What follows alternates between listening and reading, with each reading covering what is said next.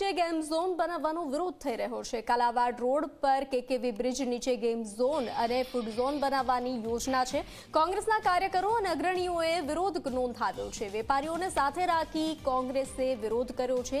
Game zone બનાવવામાં નિયમોનું ઉલ્લંઘન થતો હોવાનો આરોપ લગાવવામાં આવ્યો છે। એક તરફ મહાનગરપાલિકાએ ગેમ ઝોન અને ફૂડ ઝોન બનાવવાની કામગીરી શરૂ કરી છે, તો બીજી તરફ કોંગ્રેસ તેનો વિરોધ કરી રહ્યું છે।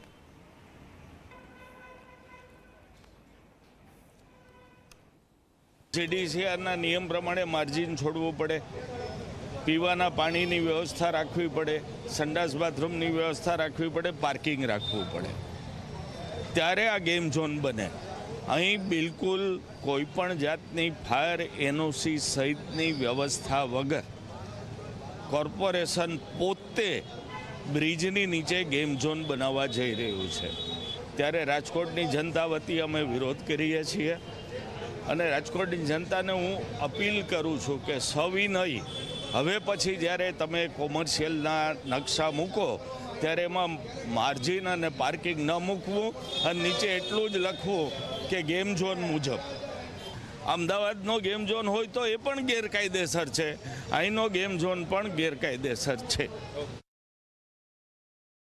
અમે ગાલે થપ્પડ મારીને જગાડવા આવ્યા છીએ। તમે જે કરી રહ્યા છો એ યોગ્ય નથી।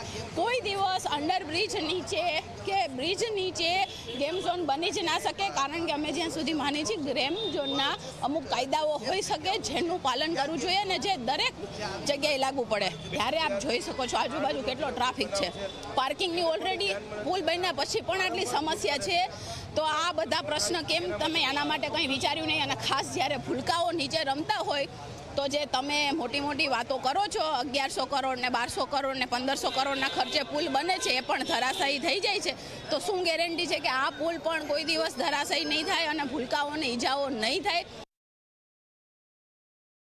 સ્ટેન્ડિંગ કમિટીના ચેરમેને બુદ્ધિનું પ્રદર્શન કર્યું છે। જે રસ્તાની સાઇઝ હોય આપ પણ જોઈ શકો છો, બંને બાજુ રસ્તા એકદમ સાંકડા છે, બ્રિજની નીચે કોઈ દી ગેમ ઝોન હોઈ ન શકે।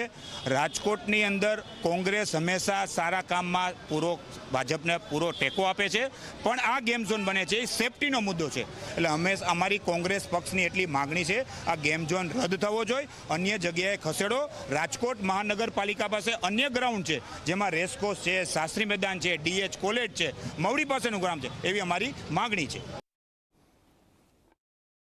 કમિશનર શ્રી રોડાની મિટિંગમાં હતા ત્યારે એનું કહેવાનું એવી વાત હતી કે ત્યાં પાર્કિંગ પૂરું ઉપયોગમાં લેવાતું નથી અને ત્યાં જગ્યા ખાલી છે, એટલે ગેમ ઝોન બનાવવાનો પ્લાન કરેલો છે, પણ એની જે NOC ફરજિયાત જે લેવાની હોય પહેલાં NOC લેવી જોઈએ, જે લીધેલી નથી। અત્યારે આપ બધા જોઈ શકો છો કે એક પણ પાર્કિંગ ખાલી નથી, ફૂલ ભરેલું છે, તો પછી આ માટેની જીત સ્ટેન્ડિંગ કમિટીની અને ભાજપના નેતાઓની શા માટે કે અહીંયા ગેમ ઝોન થવો જોઈએ? બીજી વસ્તુ કે અહીંયા એક સાથે 3 ગાડીઓ એક સાથે નીકળવી જોઈએ તો એ વસ્તુની જગ્યા વધે, એ પણ જગ્યા નથી, ટ્રાફિક જામ થાય છે, પાર્કિંગ ફૂલ છે, તો ગેમ ઝોનની જીત શા માટે? કે આની અંદર માત્ર ભાજપના કાર્યકરોને ક્યાં ગોઠવી દેવા અને કોર્પોરેશનનો જે માલ છે એ માલ ભાજપના મિત્રો પાસે કેમ આવે એની આ ગોઠવણ હોય તેવું લાગી રહ્યું છે।